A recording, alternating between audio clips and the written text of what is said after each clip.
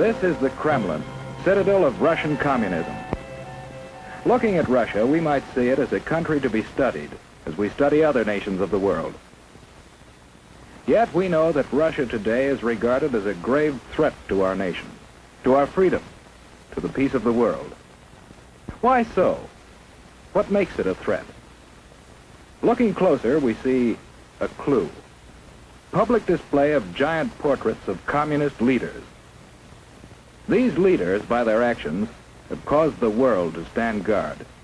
Here, in Russia, you see the reason why so many nations are building up their defenses. Here, in Russia, you see the reason why we are spending billions of dollars in defense production, why your family is paying the highest taxes in our history. The leaders of Russia tell us their only concern is the defense of their own nation. Is this so? Or are they ambitious for world conquest? Question. A question of communism. Ever hear of Karl Marx? In his mind, communism was born more than 100 years ago. He looked at the world and saw men as divided into two classes, workers and capitalists. In the Communist Manifesto, he called upon the workers, the proletarians, to rise up and overthrow their capitalistic masters. He cried, "The proletarians have nothing to lose but their chains. They have a world to win. Working men of all countries, unite." This was the promise and the challenge of communism. In Russia, the Tsar was the government. To support the wealthy aristocracy, millions of peasants toiled in virtual slavery. The Cossacks, dreaded police of the Tsar, enforced tyrannical laws. Here was fertile ground for the ideas of communism. For here, indeed, the people had nothing to lose but their chains, the chains of the imperial government. In 1914, the Tsar sent his troops into the war that swept Europe. For more than 2 years they fought. While at home, people suffered from shortages, brought about the despotism and corruption of the imperial government. The people grew rebellious. Only a strong army could sustain the Tsar in power. But revolution was preached on the battlefield, too, to an army broken with corruption. Inevitably, the Russian army surrendered.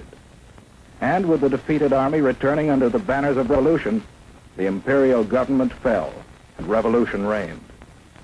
The chains were broken, and in violence was born the government of the proletarians. But a government needs leaders. Ever hear of Nikolai Lenin? He was the first leader of communist Russia. Leon Trotsky was another. Lenin lived but a few years, and out of the vicious struggle for power that followed his death, Joseph Stalin emerged as undisputed leader. Here was a new face, but in the background was an old one, Karl Marx. He established the ultimate aim of communism as world revolution. And the rulers of communist Russia, while firmly establishing their authority at home, created an international organization to stir up revolution throughout the world. Communism was on the march. Stalin was in the Kremlin. But what of the people? The proletarians who had fought to win a new world. Their new world might look promising, but although the land had been taken away from the capitalists, the workers didn't get it. Under communism, virtually everything belongs to the state.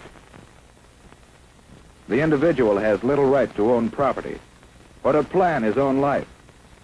He's told where to work with his employer. Little freedom to leave his job or seek a better one. Whereas we believe, and our religions teach, that the individual is all important, communism denies religion and debases the individual to a part of the vast machine that powers the state. Children are taken early and molded to fit the machine. Here is no search for truth, The government writes the textbooks, and the children are taught to accept communism and their fate without question. The Kremlin runs all elections, and the outcome is always the same. If anyone dares to disagree, he's given a speedy trial without benefit of jury. Such traitors may be immediately executed or sent off to prison. The proletarians have nothing to but their chains. They have a world to win. Although the people of Russia gained little, the rulers gained mightily in power. They built up a giant war machine, looking forward to the day when their flag would fly over the entire world. Then came the rise of Nazi Germany, another power bent on world conquest. The two nations joined forces, and Russia, believing itself safe from aggression, launched an invasion of Finland and other neighboring nations. For the first time, the world learned that the communists were no longer waiting for world revolution, but were now resorting to outright military aggression to extend their power. After the Nazis turned on their former allies, we supplied Russia with immense quantities of military equipment to wage war against our common foe. And how did Russia come out of the war? In 1917, at the time of the revolution, Russia was already a land of vast area. Soon after the end of World War II, Russia had occupied many new territories, bringing additional millions of people under communist control, and serving notice that Soviet Russia was now a world power to be reckoned with. United with Russia in war, we strove to preserve that unity in peace. We helped organize the United Nations, in which the nations of the world have mutually pledged to cooperate in fostering world peace and progress. Andrei Gromyko signed for Russia. But in the first post-war Italian elections, the communists created disorder in an attempt to gain control of the government.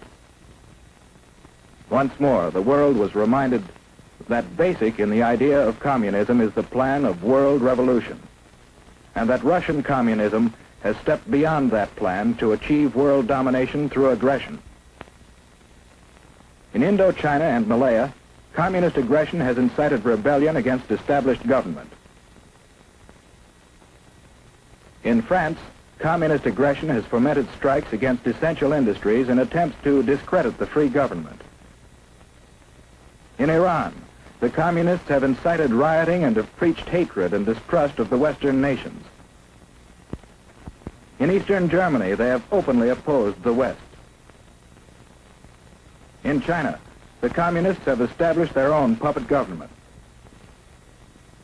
In Korea, communist aggression has come into actual combat with forces of the United Nations.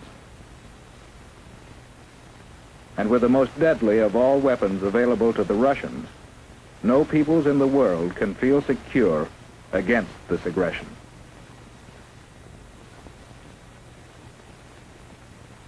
How are we meeting this challenge?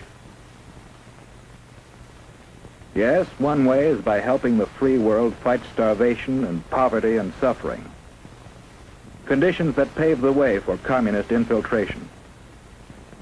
We are also supplying equipment for the free nations to develop their own resources and raise their living standards. Another way we are meeting the challenge is by military alliance with some of the other free nations for mutual aid in opposing direct communist aggression. And we are building up our own military defense. But do these preparations mean that we have abandoned hope for peace? No. In the United Nations, we are continually seeking a workable plan for living in peace with communist Russia. Because we want peace, but we do not want this. We believe in freedom. Freedom, born of the conviction that every person is a child of God and is therefore of supreme worth. For these people, for ourselves, for everyone. We want freedom, not tyranny.